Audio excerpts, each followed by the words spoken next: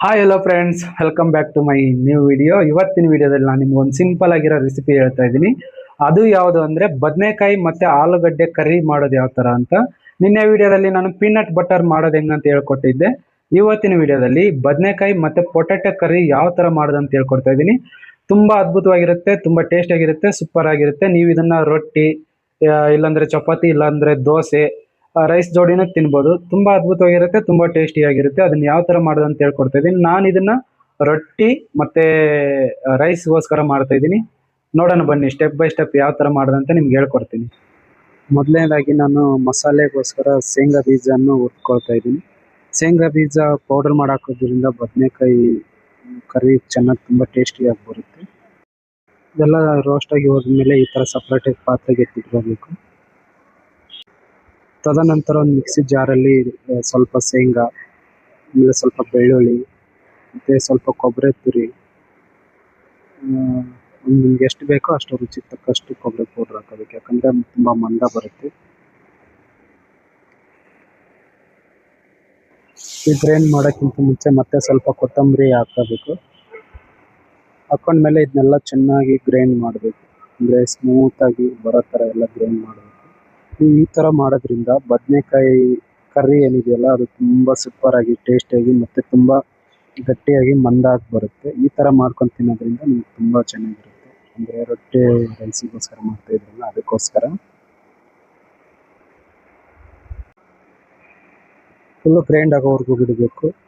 ನೀರು ಹಾಕಬೇಕು ಸ್ವಲ್ಪ, ಅವಾಗವಾಗ ಹಾಕ್ತಾ ಇರಬೇಕು, ಯಾಕಂದರೆ ಗಟ್ಟಿ ಆತಪ್ಪಂದರೆ ಅದು ಚೆನ್ನಾಗಿ ಮಿಕ್ಸ್ ಆಗೋದಿಲ್ಲ. ಅದಕ್ಕೋಸ್ಕರ ಎಷ್ಟು ಬೇಕೋ ಅಷ್ಟು ಅಂದರೆ ಹಾಕ್ಕೊಂಡು ಚೆನ್ನಾಗಿ ಗ್ರೈಂಡ್ ಮಾಡಿಕೊಂಡು ಸೈಡಲ್ಲಿ ಎತ್ತಿಟ್ಕೋಬೇಕು. ಇಷ್ಟೆಲ್ಲ ಆದಮೇಲೆ ನೋಡಿ, ನಾನು ಇವಾಗ ಮಾಡಬೇಕಾಗಿದ್ದೆಲ್ಲ ಪದಾರ್ಥಗಳನ್ನ ಕಟ್ ಮಾಡಿ ಇಟ್ಕೊಂಡಿದ್ದೀನಿ. 1/4 kg ಬದನೆಕಾಯಿ, 1/4 kg ಆಲೂಗಡ್ಡೆ, ಮತ್ತು 2 ಟೊಮೊಟೊ, ಒಂದು ಮೀಡಿಯಮ್ ಸೈಜ್ ಆನಿಯನ್, ಸ್ವಲ್ಪ ಚಿಲ್ಲಿ ಮತ್ತು ಸ್ವಲ್ಪ ಬೆಳ್ಳುಳ್ಳಿ ಎತ್ಕೊಂಡಿದ್ದೀನಿ. ಇವಾಗ ಸ್ಟವ್ ಆನ್ ಮಾಡಿ ಅದ್ರ ಮೇಲೆ ಪಾತ್ರೆ ಇಡಬೇಕು. ಅದು ಕಾಯಕ್ಕೆ ಸ್ಟಾರ್ಟ್ ಆದಮೇಲೆ ಸ್ವಲ್ಪ ಆಯಿಲ್ ಹಾಕಿ, ಆಯಿಲು ಕೆಲವೊಬ್ರು ಜಾಸ್ತಿ ಹಾಕ್ತಾರೆ, ಕೆಲವೊಬ್ರು ಕಡಿಮೆ ಹಾಕ್ತಾರೆ. ನಿಮ್ಗೆ ಎಷ್ಟು ಬೇಕೋ ಅಷ್ಟು ಆಯಿಲ್ ಹಾಕೋಬೇಕು. ನಾನು ಸ್ವಲ್ಪ ಹಾಕ್ತಾಯಿದ್ದೀನಿ, ಯಾಕಂದರೆ ಕೊಬ್ಬರಿ ಹಾಕಿದ್ದೀನಲ್ಲ, ಸೊ ಅದು ಆಯಿಲ್ ಬಿಡುತ್ತೆ. ಎಣ್ಣೆ ಕಾದ್ಮೇಲೆ ಅದಕ್ಕೆ ಸ್ವಲ್ಪ ಜೀರಿಗೆ, ಸಾಸಿವೆ ಹಾಕ್ತೀನಿ.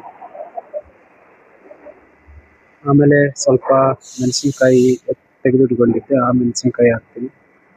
ಆಮೇಲೆ ಸ್ವಲ್ಪ ಬೆಳ್ಳುಳ್ಳಿ, ಆಮೇಲೆ ಕರಿಬೇವು, ಇದೆಲ್ಲ ಹಾಕಿದ್ಮೇಲೆ ಚೆನ್ನಾಗಿ ಸ್ವಲ್ಪ ಇದು ಮಾಡಬೇಕು. ಆಮೇಲೆ ಮೀಡಿಯಮ್ ಸೈಜಲ್ಲಿ ಎತ್ತಿಟ್ಕೊಂಡಿರೋ ಒಂದು ಆನಿಯನ್ನ ಕೊಯ್ದು ಅದನ್ನು ಹಾಕಿದ್ದೆ. ಅದನ್ನು ಚೆನ್ನಾಗಿ ರೋಸ್ಟ್ ಆಗೋವರೆಗೂ ರೋಸ್ಟ್ ಮಾಡಬೇಕು. ಇದೆಲ್ಲ ರೋಸ್ಟ್ ಆದಮೇಲೆ ನಂತರ ಬದನೆಕಾಯಿ, ಆಲೂಗಡ್ಡೆ ಹಾಕಿ ಚೆನ್ನಾಗಿ ಫ್ರೈ ಮಾಡಬೇಕು.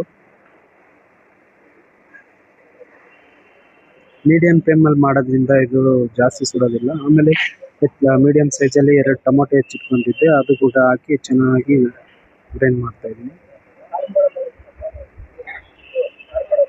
ಈ ಥರ ಮಾಡ್ಕೊಂಡು ತಿನ್ನೋದ್ರಿಂದ ನಿಮ್ಗೆ ತುಂಬ ಚೆನ್ನಾಗಿರುತ್ತೆ. ನೀವು ಟ್ರೈ ಮಾಡಿ ನೋಡಿ ಮನೇಲಿ ಒಂದ್ಸರಿ. ಇದು ಚಪಾತಿ ಮತ್ತು ರೈಸು ಇಲ್ಲ ದೋಸೆ ಇದಕ್ಕೆಲ್ಲ ಸೂಪರ್ ಆಗಿರುತ್ತೆ, ಪರೋಟ ಅದಕ್ಕೆಲ್ಲ. ಚೆನ್ನಾಗಿ ರೋಸ್ಟ್ ಆಗಿದೆ. ಇದಕ್ಕೆ ಸ್ವಲ್ಪ ಗರಂ ಮಸಾಲೆ ಆ್ಯಡ್ ಮಾಡ್ತಾಯಿದ್ದೀನಿ,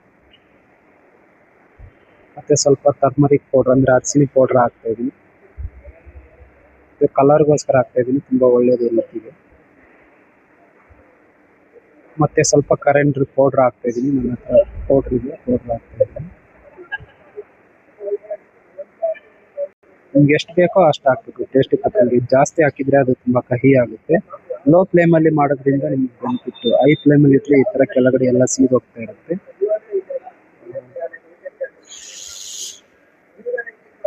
ಆಮೇಲೆ ನ್ಯಾಚುರಲ್ ಆಗಿರೋ ಮನೆಯಿಂದ ತಂದಿರೋ ಖಾರದ ಚಿಲ್ಲಿ ಪೌಡ್ರ್ ಹಾಕ್ತಾಯಿದ್ದೀನಿ, ಇದಕ್ಕೆ 2 ಸ್ಪೂನು.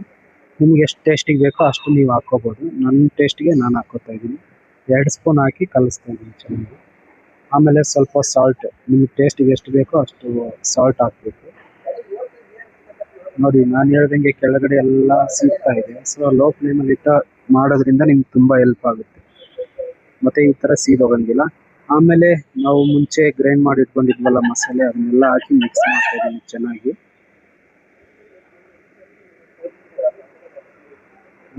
ತುಂಬ ಚೆನ್ನಾಗಿ ಮಿಕ್ಸ್ ಮಾಡಬೇಕು.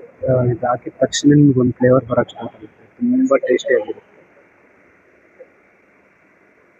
ಇವಾಗ ಗಟ್ಟಿ ಆಗಿದ್ರಿಂದ ಇದಕ್ಕೆ ಸ್ವಲ್ಪ ನೀರು ಆ್ಯಡ್ ಮಾಡೋಣ, ಇಲ್ಲಾಂದರೆ ಕೆಳಗಡೆ ಎಲ್ಲ ಸೀದೋಗುತ್ತೆ. ನಿಮ್ಗೆ ಎಷ್ಟು ಬೇಕೋ ಅಷ್ಟು ನೀರು ಆ್ಯಡ್ ಮಾಡಬೇಕು. ನಾನು ಇದನ್ನೇ ಮುಂಚೆ ಮಸಾಲೆ ಇದು ಮಾಡಿದ್ನಲ್ಲ, ಅದರಲ್ಲೇ ಸ್ವಲ್ಪ ನೀರು ಹಾಕ್ಬಿಟ್ಟು ಮಿಕ್ಸ್ ಮಾಡಿ ಹಾಕ್ತಾಯಿದ್ದೀನಿ. ನಿಮ್ಗೆ ಎಷ್ಟು ಬೇಕೋ ಅಷ್ಟು ಹಾಕ್ಕೋಬೋದು. ಅಂದರೆ ನೀವು ಎಷ್ಟು ಪರ್ಸನ್ಸ್ ಇರ್ತೀರೋ ಅದ್ರ ಮೇಲೆ ಡಿಪೆಂಡು. ನಾವು ಇದ್ದಿದ್ದು ಇಬ್ಬರೇ ಪರ್ಸನ್ಸ್, ಸೊ ನಮಗೆ ಇಬ್ಬರಿಗೆ ಎಷ್ಟು ಬೇಕೋ ಅಷ್ಟು ನಾನು ಮಾಡಿದ್ದೀನಿ. ಇದು ಇನ್ನೊಂದು ಏನು ಬೆನಿಫಿಟ್ ಅಂದರೆ, ನೀವು ತುಂಬ ಗಟ್ಟಿ ಮಾಡಿದರೆ ತುಂಬ ಚೆನ್ನಾಗಿರುತ್ತೆ, ನೀರಾದರೆ ಚೆನ್ನಾಗಿರಂಗಿಲ್ಲ.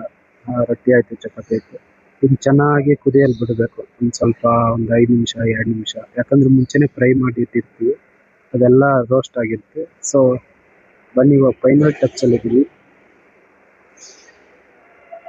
ಅಷ್ಟೇ, ಓಪನ್ ಮಾಡಿ ಇನ್ನೊಂದು ಸರಿ ಮಿಕ್ಸ್ ಮಾಡಿ ನೋಡಿದ್ರೆ ಆಯಿತು, ಮುಗೀತು. ಇವಾಗ ರೆಡಿ ಆಗಿದೆ. ಇಷ್ಟೇ ಫ್ರೆಂಡ್ಸ್, ನೋಡಿದ್ರಲ್ಲ, ಸಿಂಪಲ್ ಆಗಿ ತುಂಬ ಟೇಸ್ಟಿಯಾಗಿ ಯಾವ ಥರ ಮಾಡೋದು ಅಂತ ಹೇಳ್ಕೊಟ್ಟಿದ್ದೀನಿ. ನಿಮ್ಗೆ ಇಷ್ಟ ಆದರೆ ಲೈಕ್ ಮಾಡಿ, ಕಮೆಂಟ್ ಮಾಡಿ, ಶೇರ್ ಮಾಡಿ, ಫಾಲೋ ಮಾಡಿ, ಸಬ್ಸ್ಕ್ರೈಬ್ ಮಾಡಿ, ಮತ್ತು ಇದೇ ಥರ ವೀಡಿಯೋಸ್.